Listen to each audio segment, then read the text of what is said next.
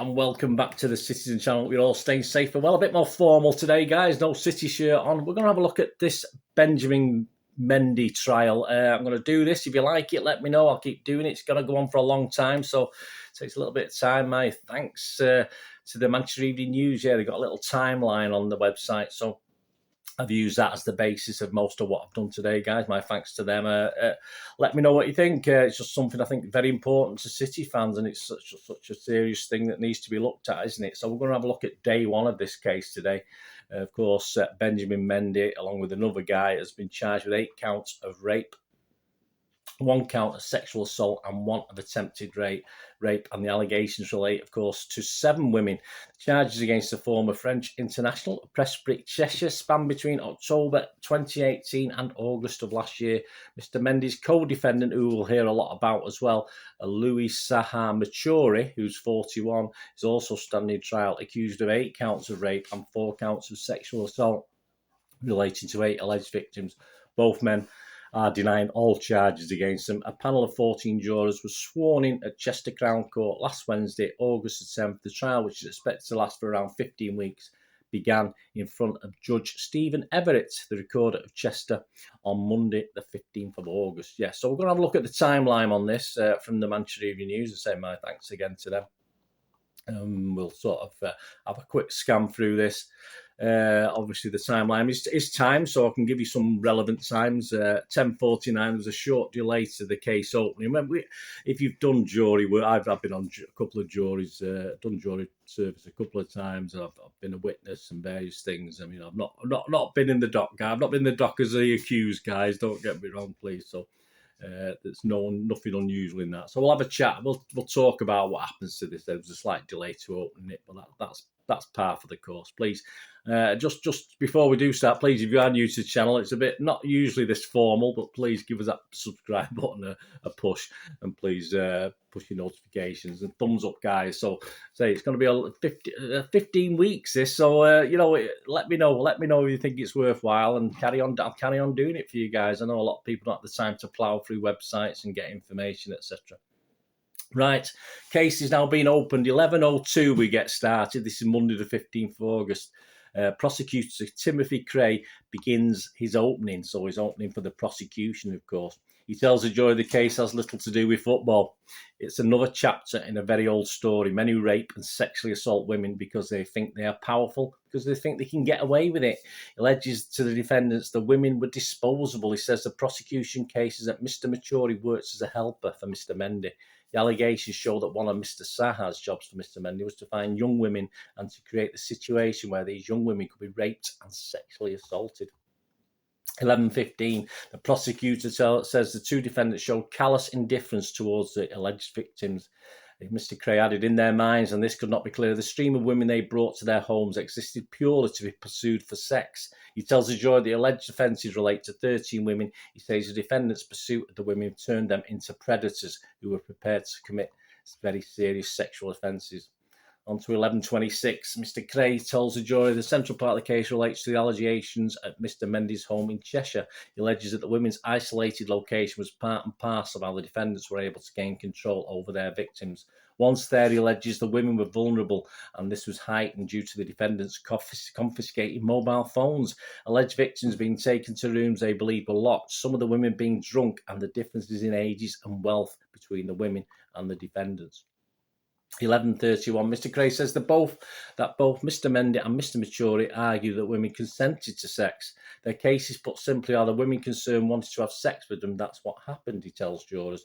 Mr. Cray says the jurors will decide whether the woman did consent to having sex with the defendants. He tells the court there is an abundant evidence to provide the defendants' views of consent was miles away from where the complainants or any reasonable person did or would draw the line in terms of agreement to sex by choice and the freedom or capacity to make that choice. 11:32, Mr. Cray opening goes on to allege that Mr. Mendy wanted every woman who arrived at his address to be available for sex. He tells jurors that Mr. Sahar, the jury of course, shared the same mindset. Together they had convinced themselves that the free informed consent to the sex of the woman who came into their orbits just did not matter. Mr. Craig told them that everyone should have the right to say no to sex. You don't lose that right because you've been to the bar or dressed for a nightclub or gone to a footballer's house. The right is too important for that. No one should ever take it away. No means no. We say these defendants weren't in some happy state of sexual ignorance. They knew very well what they were doing. They turned the pursuit of women for sex into a game, and if women got hurt or distressed, too bad. They were prepared to and cross the line. He now took, Mr. Craig took the jurors and told them that they should approach the case. He tells how they should approach the case. He tells them the case involves shocking, distressing allegations, but they must put any feelings to one side. Incredibly difficult, of course. At the time of the alleged offences, 11:56, nearly on to 12 o'clock now, between 2018 and 21. City, of course, Mr. Mendy was a City player. This was a period of success, he said, where he enjoyed a privileged and moneyed lifestyle. The doors of restaurants and nightclubs were open to him. People wanted to be with him. He told the court that Mr. Maturi was also part of this world and would regularly be seen at Mr. Mendy's home in Cheshire. So the court then took a short break until 12:15 p.m. and at 12:27 the prosecution was back underway. He says the address that Mendy lives is on a rural road without any street lighting and about a 15-minute walk from the nearest village, which is Prestbury. The video footage that is shown, taken from a police officer's body camera, captures the interior of the mansion. Craig tells jurors that the study and master bedroom had special locking doors which could only be opened from within. He alleges only someone who knew how to unlock the doors could do so. Two of the witnesses alleged rapes in those rooms, he tells the court. They felt they were locked in just by locking those doors. Jurors were now shown footage of the inside of a flat in Chapel Street, Salford, where Mr. Maturi is alleged to have raped and sexually assaulted a number of women. And at that time, 1:01 p.m, the court was adjourned for lunch, and they hope to get back at 2:15 p.m. But as I said, in these court things, they do get little gaps and things start a little bit later, and it was 2:52 before the jury returned. And 3:04 before the trial resumed, with prosecutor again Timothy Cray QC continuing to outline his case. Jurors were told about the main features of the allegations against the defendants. Mr. Cray alleges that Mr. Mendy and Mr. Maturi targeted some women because they were young or very drunk. He tells the court that Mendy initiated 2 alleged rapes by telling women he just wanted to see them naked.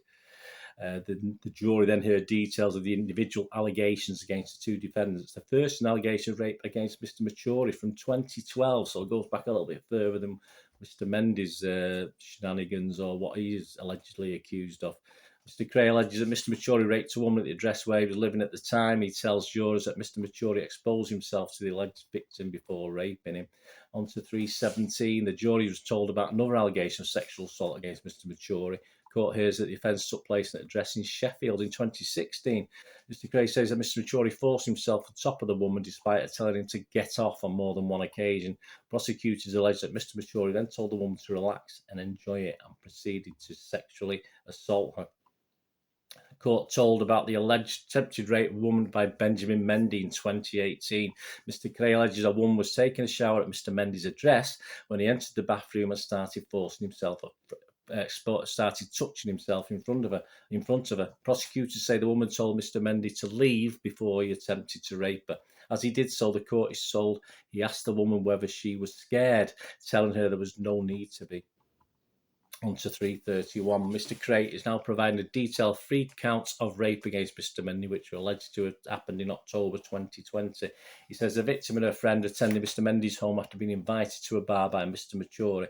When they arrived at the address, it alleged that the 2 women were asked to hand over their mobile phones. Ostensibly, this was to protect Mendy and others from unwanted social media intrusion, he told the jurors. The court hears that one woman hid her phone when Mr. Mendy realised. Mr. Cray says he took the woman's phone up to his bedroom. The woman followed, repeatedly asking for her phone to be returned. He had alleged that Mendy told the woman he would give her phone back if she took her clothes off. When she did, Mendy is alleged to have raped her. Mr. Mendy also accused of sexually assaulting a woman who attended a party at his home in January 2021. During the party, Mendy allegedly approached a woman and grabbed her vagina. The woman felt unable to leave the address as she was reliant upon a friend driving her home, jurors hear. Later on, Mendy is alleged to have made a lewd gesture towards the woman as a reference to oral sex. Jurors are told he later apologised to the woman. Mr. Mature is also accused of raping a woman at the flat in Chapel Street, Salford, in March 2021. The jurors heard that attending the address with a friend, the alleged victim drank alcohol and inhaled nitrous oxide balloons for about an hour. Mr. Cray says she is then unable to remember anything after that and woke up in a different room in a state of disarray. She confirmed that she had not consented to such activity, had not engaged in any conversation with him earlier in the night, which might suggest that she was either attracted to him or wished to engage in sexual activity with him. On to 3:47 p.m. In April 2021, Mr. Mature is accused of sexually assaulting and raping another young woman at the same Salford flat. Prosecutors allege she spent the evening at the flat in the company of another man but fell asleep and woke up to find someone touching her. Jurors are told that she initially believed it was the man she had been with, but then realised it was Mr. Mature. In July 2021, Mr. Mature also alleged to have sexually assaulted a woman who attended a party at Mr. Mendy's home. During the evening, it's alleged that Mr. Mature asked the woman to go to the shop with him. She declined, but she was told that it was her turn. The woman eventually accompanied Mr. Mature to the shop. When they returned to Mr. Mendy's home, it's alleged that Mr. Mature tried to kiss the woman. When she refused, it's alleged that Mr. Mature took hold of her bare leg and tried to use her skirt to pull her towards him. The same evening, July 2021, Mr. Mendy is accused of raping a young woman in the cinema room at his home. Prosecutors allege that Mr. Mature had previously procured her as a potential victim for Mr. Mendy by offering the woman money to remain at the party. Mr. Mendy accused of raping another woman during that same party. Jurors are told that alleged victim woke up face down on a sofa with her arms behind her, being back. Prosecutors allege that Mr. Mendy was raping the woman from behind while saying, "Don't move, don't move." On to 4:01 p.m. In a separate incident, Mr. Cray says another woman visited Mr. Mendy's home after leaving a club in Manchester city centre. Jurors are told that she fell asleep and woke up to Mr. Mendy having sexual intercourse with her. It's alleged that Mr. Mendy stopped after the woman told him no. Mr. Mature also accused of raping a woman on July the 31st, 2021, after she visited his home and accompanied him to another address in order to get some nitrous oxide balloons. The following day, he's alleged to have sexually assaulted the same woman at Mr. Mendy's home. 4:12 p.m. In August 2021, Mr. Mendy is accused of raping a woman who had attended a party at his home. On the arrival at the address, prosecutors say her phone was taken off her during the party. The woman was taken into an office by Mr. Mendy, where she was allegedly raped. Mr. Cray says the woman did not know what to do and believed the door was locked.